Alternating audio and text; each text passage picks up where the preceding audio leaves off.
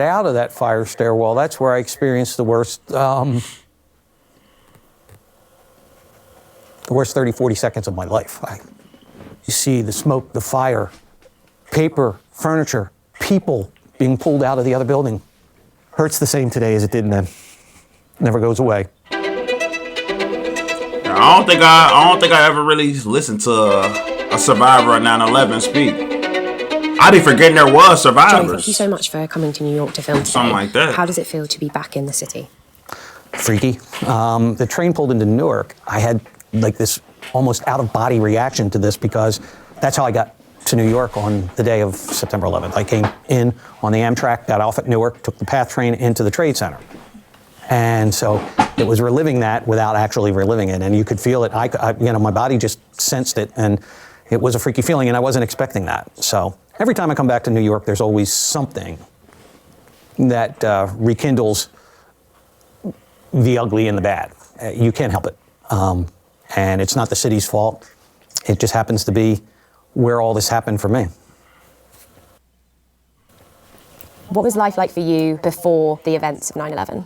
Yeah, I'm ending a 47-year career in the insurance industry. And at that time, I was basically at the peak and the prime of my career. Busy raising a family of 4 children, supporting the household by being progressive and aggressive in the job that I had, and trying to move my way up the ultimate ladder of success financially and professionally. Life was good. I had already had a grandson when this had happened because my oldest daughter had a child when she was very young. So I was a grandfather of 1, a father of 4 kids between the ages of like 19 and 14. And as hectic as you can imagine, that lifestyle could be. Sports and dancing school and all this other stuff that they had to do, plus the schooling. And at one point in time, I worked away from where we lived, and they loved when I would come home on the weekends because I would bring pizza when I would come in on Friday, and I always said, the way to my kids' heart is through pizza. So it's the things we did. The trade centers, especially, were basically a mecca for the insurance industry, so it wasn't unusual to be called to a meeting there. And at the time, the job that I was in on the day that this occurred was I was a senior vice president for CNA Insurance Company in downtown Chicago. So with that type of role, it was pretty commonplace in downtown Chicago. So with that type of role, so he's from where I'm from. Pretty commonplace that you would come here to meet with some of the folks that wanted to talk to us about the possibilities of insurance. So I didn't want to go to this meeting. I did everything in my power to not come to New York to go to this meeting, because on that Monday, I had a chance to go to another type of insurance meeting that involves aluminum or titanium sticks about this long, little metal heads, little white balls in the grass. I had a chance to go on a boondoggle golfing in southern New Jersey. But we planned it through and we thought about it, and I eventually was able to accommodate the folks that wanted me to be there on Tuesday, and that's the plan, and that's exactly what I did. I walked into 2 World Trade Center, the South Tower. The security guy gives me one of these, right? Go over to the security desk, and both buildings were identical, 110 stories high. We were going up in the South Tower to 105, which at that time was the highest occupied level of the building. 106 was a observation deck, 110 was an observation deck. So we were going on these elevators up to 105, which was the highest occupied level of the building at that time. We were escorted into an internal conference room where the meeting was going to occur. And it was truly internal. 4 walls, no windows, 1 door. I just had an insane thought in my head, bro. Oh, wow, I got to get that out. Just listening to this, I'm thinking about when I went to the Willis Tower a couple months ago and just how left that could have went, if something like this happened that day, like, oof. And so wow. Insurance meetings never start on time. Never have, never will. 8:30 was supposed to be the commencement of the meeting, and at 8:30, kind of came and went, people drinking their Starbucks, people talking about kids and soccer and the NFL, whatever, anything but insurance. And at 8:42, the lights flickered. Just this electronic flicker of lights. We couldn't see anything. We didn't feel anything. We didn't hear anything. Just this flicker of lights. And almost immediately, a gentleman by the name of Rick Blood from the corporation we were visiting came into the meeting room. He said, "Hey, there's been an explosion in the North Tower. We got to evacuate." 54 intelligent human beings all in the same room, all at the same time, all type A personalities. We all did the same thing. We've come from far and wide, Rick. You know, this is New York. Stuff happens. It wasn't the word we used, but I'll be nice, okay? And stuff happens. We just want to have our meeting. Rick did his job. He got everybody out of that room, all 54 of us, and I know everybody got out because I was the last guy out. And he escorted us all over to the nearest fire stairwell and told us that we were now going to walk down 105 flights of steps. Wow. Oh yeah, what a bunch of happy campers. Okay, right? so I'm sure like I wonder what level they on. So, because then the building came it just went straight down, right? Or was that later on? I believe maybe it took a while for that to happen. I mean, it was kind of interesting. Everybody did the same exact thing. They all reached to their left or their right hip or into their pockets.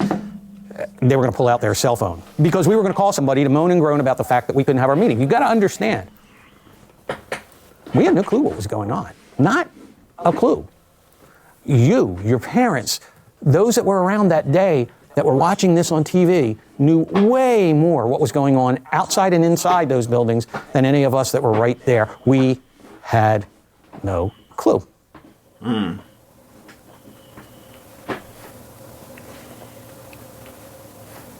We flip up our... Right, so they walked down 105 stairs, but this happened on the 93rd. Yeah, the 93rd, 99th floor. So how was that going to work? Phones, we're going to call somebody to moan and groan about this, and no service. No service. The main cell tower for all of southern Manhattan was on top of the North Tower, the first building to be struck. So cell service was gone. When we got into that fire stairwell, there are signs to the left or to the right of the doors at each level that say, hey, if you're in here, don't leave this fire stairwell except at the lobby level. And we're at 105 and we start to make our way down. We get down to the 90th floor. The 90th floor, the fire stairwell door is propped open. And everybody in our fire stairwell is bailing out, going onto the 90th floor. And I can tell you that when I get out of that fire stairwell, that's where I experienced the worst 30, 40 seconds of my life. Wow. You look out the windows to the north and you see these huge, gaping black holes through the sides of that building. Gray and black billows of smoke pouring out of those holes. Flames redder than any red I'd ever seen before in my life, just licking up the side of the building and beyond the top level. And the smoke just black and gray and billowing out of there. And you look through this. It was a crystal clear day in New York that day. The weather couldn't have been more magnificent. But I remember looking through that smoke, through that fire, through those black holes, and seeing pieces of the fuselage of a large plane lodged inside the other building. And I kept thinking to myself, my God, how did that pilot not see the building? How did he miss? He didn't miss.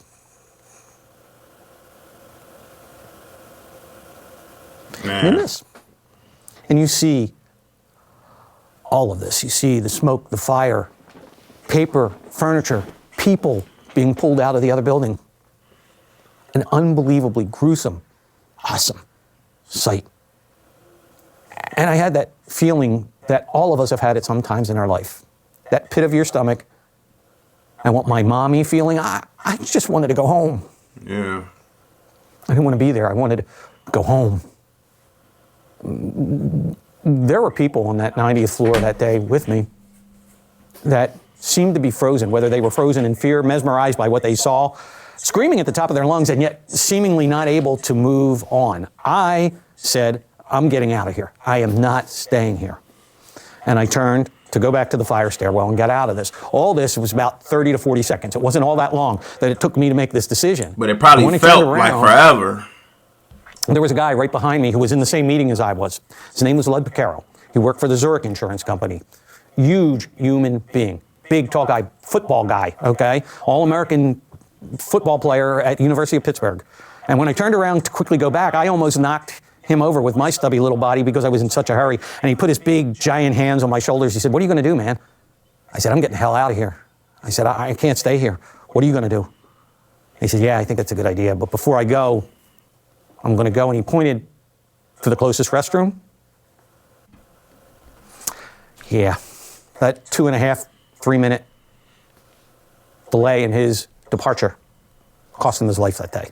I got to the top of the fire stairwell, and they're making an announcement over the PA system. The event's been contained to the North Tower. We believe the South Tower is safe. We suggest that if you work in the South Tower, you return to your workstation. If you feel you need to leave, please proceed. Wait, what? Return contained to the North Tower. We believe the fire stairwell, and they're making an announcement over the PA system. The event's been contained to the North Tower. We believe the South Tower is safe. We suggest that if you work in the South Tower, you return to your workstation. If you feel you need to leave, please proceed with caution. If you're a visitor, please proceed with caution. And I know a lot of people think, how could they make that type of announcement? That's what I'm saying. I wouldn't even think anybody would even be able to make an announcement. I would think they would just evacuate everything. I didn't even think there would be an announcement there would even be to make, especially not that one. It made sense. There was a person in charge of the building security. You know they're down at the lobby level, and at this point in the event, there's a cop on one side, there's a firefighter on the other side, and they're looking back at this woman or man and saying, you've got maybe 25,000 people in this building.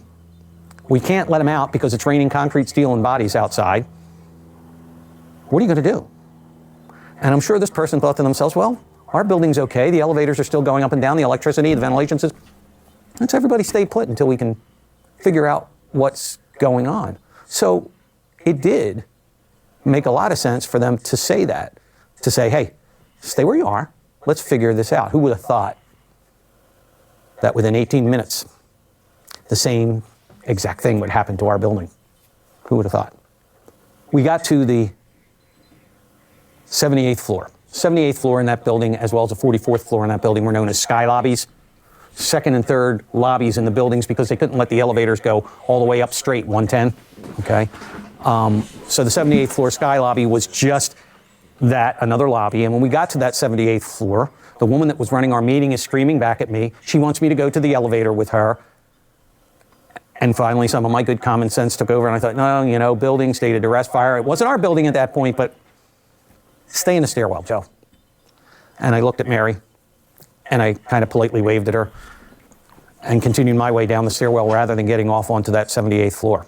Arguably, the best decision I've made in what is still my life. Wow. We were between floors 74 and 72 when the second plane plowed through our building. And the plane went through our building between floors 77 and 82. And I'd be forgetting that it was 2. Oh, my gosh. Oh, man. So he just missed it. Oh. We were just a few stories below that strike zone. Never felt anything like that.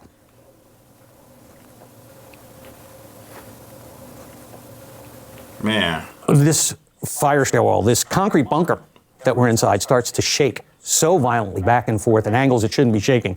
The concrete spidering out, the handrails breaking away from the walls, the steps undulating underneath our feet like waves in the ocean. We feel this heat ball blowing by us. We smell this jet fuel, and this thing's just rocking back and forth and back and forth and back. Oh, and it's like tipping. Oh, wow. And you would think there would be this massive pandemonium. There was nothing in that stairwell at that point but just the stunned silence. Stunned silence. Everybody was going in the same direction. We were all heading down. The 35th floor is where we encountered for the first time the police, the firefighters, paramedics from New York City and the Port Authority. Just the looks in their eyes told the whole story. No words, just the looks in their eyes. They knew.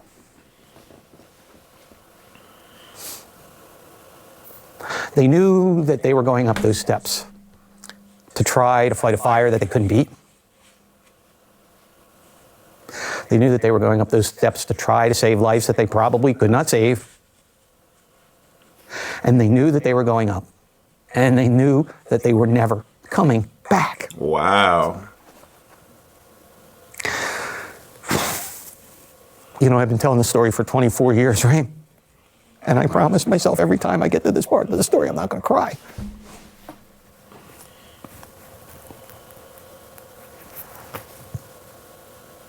Hurts the same today as it did then. Never goes away. But it's what drives me to tell the story. Story of people who were willing to lay down their lives to save that of others.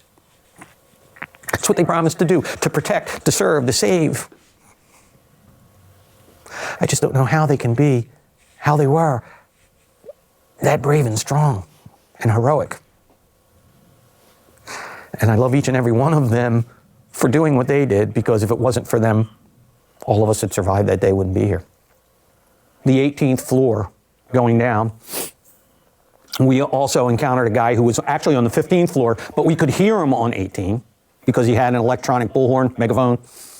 And this guy, who was a security guy, was singing through this megaphone. And he's singing, "God Bless America," and he doesn't even know all the words, okay? Well, there was a reason for that, but it's okay. He's singing, and he's really bad. I mean, he had a voice only a mother could love on payday. And he's singing out loud, but he was doing something that he was probably asked to do. Get up there, calm these people down, make them laugh a little. He had to know with this bad singing, he was making people laugh, and get them out of the building.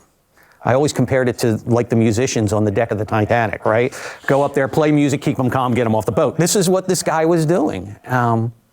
He happened to be the guy that was in charge of security for Morgan Stanley in the North Tower. He had evacuated all his floors. He came over to the South Tower. He asked the firefighters if he could help. They told him to do exactly what I had just suggested. And I wonder how many lives that man saved that day while giving up his own. He never got out. Oh my, what? He never got out.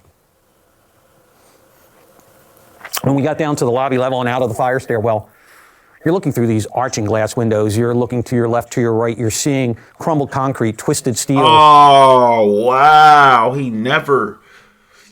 Oh, my God. I was not expecting him to say that at all. Wow. Wow. And thing is, he didn't even have to be there. So he had evacuated his floors from the other building that wasn't touched, I believe. And he came to help. Wow. Wow, that is wow. Red blotches on the ground, and you knew what these red markings were on the ground. They couldn't let us out at the ground level because it was raining concrete, steel, and bodies. They escorted us down into the concourse level of the Trade Center complex.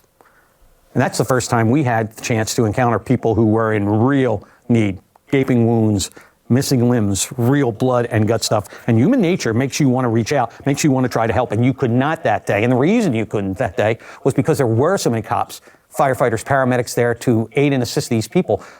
I've never seen at one place in time such an outpouring of caring and concern and of love. And that's what this was this day. This was this outpouring of love. The escalators that took you up to the ground level, no longer escalating. They were steps at this point, back, forth, in what they call switchback fashion, right? To get to the street level. I'm about halfway up, and I hear my name, Joe, Joe, Joe. I turn around, I look back, I see my friend, David Duffy, calling me. When we got up to the ground level, they're bobcat bulldozing everything away, parting the seas of all this that was going on so that we could escape. Every uniform yelling at us, run, run, run, don't stop. You get across the street, you're in front of St. Paul's Chapel, you can't help yourself, you stop, you turn around, you look at this unbelievable sight, this ticker tape of concrete and steel and bodies. And David looked at me and he said, "What are you going to do, man?" I said, "I have no clue, David. I came up on a train. I wanted to go back on the train, get back to Philly, take the rental car that I had in Philly, drive it back to the Philly airport, fly back to Chicago where I live. This was my plan." And I said, "I don't think that's going to happen." And he said, "I think you're right. That's probably not going to happen. Why don't you come with me to my place?" I said, "Okay, great. Sounds like a plan. Where do you live?" "Upper West Side, 111th Street. I went, "Whoa, it's a long way away." And he said, "You got a better plan?" I said, "No, I don't. You're right. I don't have a better plan. I'll go with you. We'll figure out what in the name of goodness is going on." Did you say west side of what? And we started making our way to the north. We were only 8 minutes north of Two World Trade Center, of the complex, the building we had been just in. We came across a commercial laundry. The doors were thrown wide open. The all-news radio station blaring out that this was an on-purpose terrorist attack. But it was the next couple of sounds that are the sounds that I hear, and anybody that was there hear every day. First thing in the morning, last thing at night. The Trade Center coming down. Unmistakable sound of the twisting steel, the crumbling concrete coming to the ground.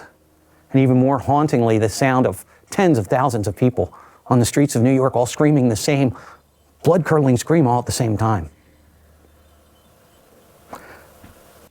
We were very fortunate that David had a friend of his in the Tribeca section of the city where we were at that time. When we got into Meredith's flat, she had other people that had kind of taken flight from the event in her place, and her husband, ironically, stuck in Chicago, which is where I wanted to go. So we sat and we watched and we sat and we watched. About 5 hours into the event, the mayor, Giuliani, got on the TV. It was kind of amazing. He was the right guy at the right time for that circumstance. He looked through the lens of the television and he basically said, New York, this has been a tough day. We're going to get through this. We're going to survive. We're going to recover. And I know all of you just want to get home.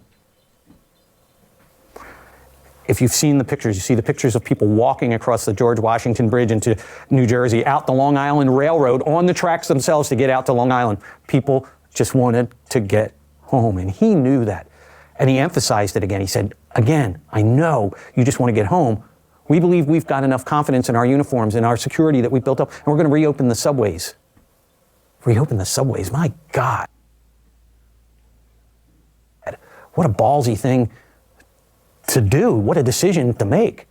And David looked at me and I looked at him and he said, come on, we're going. And I said, where are we going? And we got about 2 stops up, which was 32nd Street, Penn Station.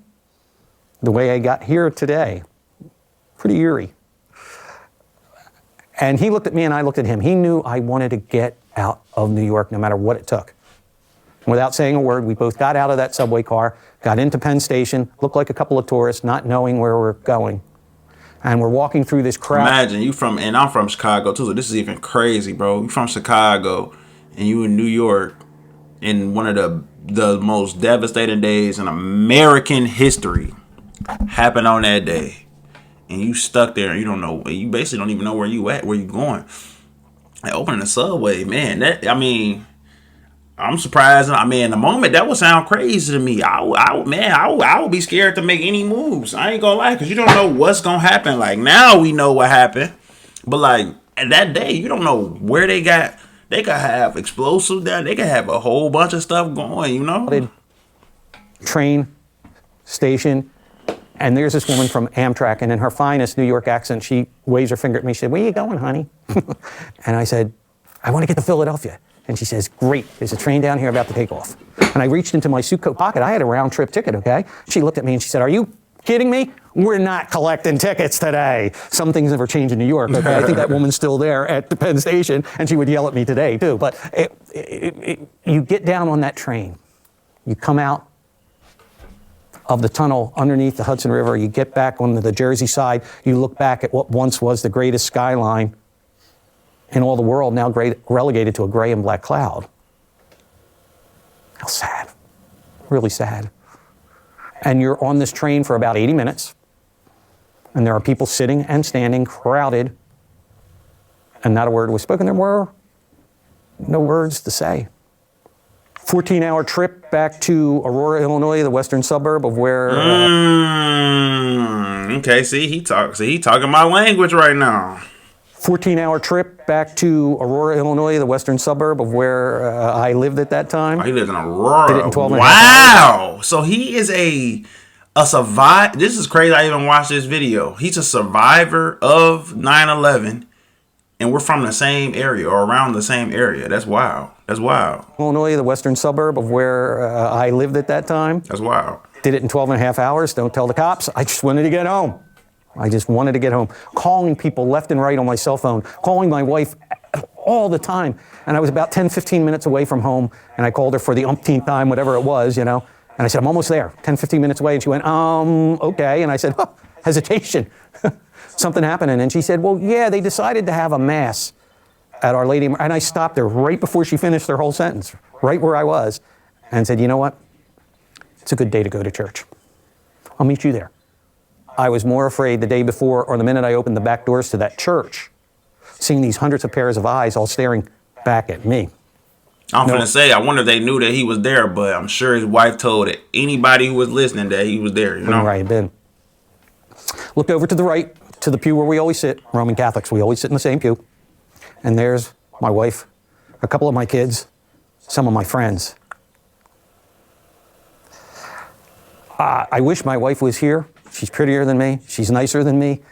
You would love her, and she's a talkative human being, but she's not demonstrative. She would never do any of this. This would not be her. That's what made it doubly amazing when I looked over to the right to see her jump over the back of that pew, run to the back of the church, give me the greatest hug and a kiss a man could ever want. It was at that moment that I knew that I was home. I was home. Man. There were 54 of us in that meeting. 7 of us survived. 47 perished that day. Almost all of them have yet to be identified. They're still working on identification at the World Trade Center, the mausoleum that's at the memorial and the museum. And they have any of the littlest bit of DNA that they can to try to continue to bring some people home. And I hope that they can do that someday for some of my friends that were lost that day. It's tough. The woman that ran our meeting, who was calling me at the sky lobby level, nobody that went to the sky lobby made it out. When the plane went through the building, the elevator cables were just cut. Those elevators went straight to the ground. Nobody survived. And she left behind a husband and 2 boys who are grown men now. And that's just one person who lived her life so strongly. She was a woman who was at the top of the insurance game at a time when this wasn't happening. She had broken through the glass ceiling, and to see her life taken in that way, so sad. I didn't think to ask her to come with me.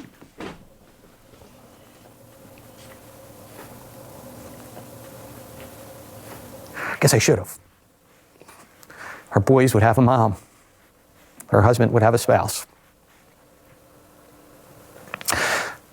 But as a survivor, you can't live that. Yeah. Because if you do, you won't survive. I've had 2 nightmares since this all occurred. Mary was in both of them. And in both of those dreams, Mary was standing at the end of my bed and saying, "It's all right, Joe. It's okay, Joe." And I got to keep telling the story. Wow. Yeah. That's crazy, man. I've never, when stuff like that happens, you almost, I mean, you know, there are survivors, but you almost forget that in your mind, you know? You almost forget that there were people that day that actually survived that. And not just there outside, no, people like him, Joe, that were actually in the building that were able to get out and survive. And the fact that he is from Chicago, and not just from Chicago, the suburbs, and not just the suburbs, Aurora, which is a suburb that I'm not necessarily from, but, you know, I'm in the vicinity, you know, like Aurora is like closer to where, you know, where I'm from and stuff. So it's crazy that I was even able to come here and watch this video, and this is the person that they're talking to. I'm a fault with. All you know is kick back, run up on me, back, get back, 911. Somebody's son did die, we need police on dispatch. Let's take a nap, sipping on my cup, slide in the traffic, ride in the traffic, waiting on the traffic.